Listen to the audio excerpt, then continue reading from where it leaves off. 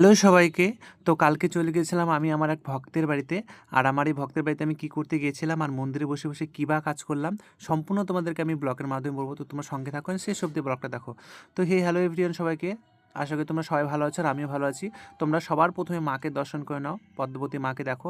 কি সুন্দর মা এখানে বসে আছে, বিরাজ করছে এই বাড়িতে। তো সবার প্রথমে তোমরা যেটা দর্শন করছো সেটা একটা ভক্তের বাড়ি মা।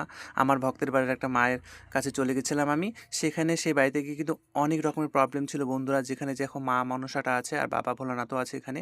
আর অনেক রকমের প্রবলেম ছিল, সেজন্য কিন্তু আমাকে কিন্তু এমার্জেন্সি কিন্তু ডেকেছিল রাত্রেবেলা। আর আমি কিন্তু চলে গেছিলাম।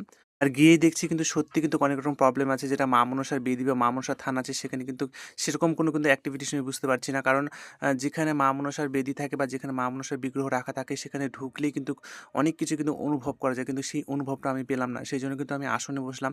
আসনে বসে এখন কিন্তু আমি সেই যে বাধাগুলো আছে সেই কিসের জন্য এরকম হচ্ছে বা মা মনসার মধ্যে কেন এরকম অ্যাক্টিভিটিসগুলো এখানে দেখা যাচ্ছে না বা অনুভব করা যাচ্ছে না, সেগুলো কিন্তু আমি তদন্ত করার চেষ্টা করছি।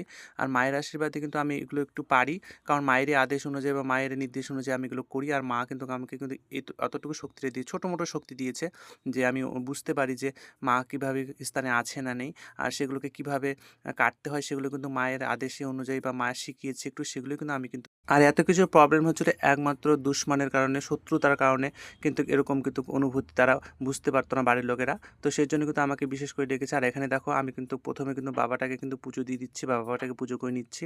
আর এনারাও বাড়িতে কিন্তু অনেক দিন থেকে কিন্তু পূজা অর্চনা দিচ্ছিল না, কারণ বাড়ির যে গার্জেন ছিল সে কিন্তু মারা গেছিলো। তারপর থেকে কিন্তু শুরু হয়েছে প্রবলেম। তো প্রবলেম কিন্তু কিছুতেই সলভ হচ্ছে না। তো দেখো মায়ের কৃপা না থাকলে কিন্তু কোনো কিছু সম্ভব হয় না। আমার বাড়িতেও বাবা ভোলানাথ আছে আর মা মনসাও আছে, আর এদের বাড়িতেও কিন্তু বাবা ভোলানাথ আছে, মা মনসা আছে। তো যখনকার যে দেবদেবী তাকে কিন্তু সেখানেই কিন্তু টানে। তো আমি কিন্তু মাদের আশীর্বাদে বা মাদের কৃপাতেই কিন্তু এখানে আসতে পেরেছি।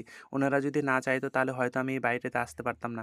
তো সেজন্য কিন্তু আমি চলে এসেছি। আর আমার যতটুকু বিদ্যা বা আমি যতটুকু জানি মায়ের আশীর্বাদে সেগুলোই আমি এখানে কিন্তু প্রয়োগ করছি, ভালো করার চেষ্টা করছি। আর এখানে দেখো খুব সুন্দর করে মা মনসাকে ছোট্ট মোটো করে একটা পুজো দেওয়ার চেষ্টা করছি, কারণ অনেক দিন থেকে পুজো হতো না।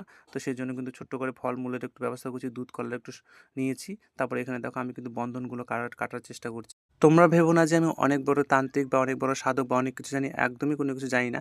কিন্তু মায়ের আশীর্বাদে যতটুকু জানি, মা যতটুকু শিখিয়েছে আমি ততটুকুই জানি, বেশি কিছু জানি না।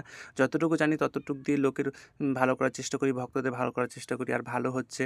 তো যেহেতু সম্পূর্ণ বা সব ধরনের ভিডিও তোমাদের সামনে শেয়ার করি, তো এটাও ভাবলাম একটু শেয়ার করি, তোমাদেরকে একটু মাকে দর্শন করাই।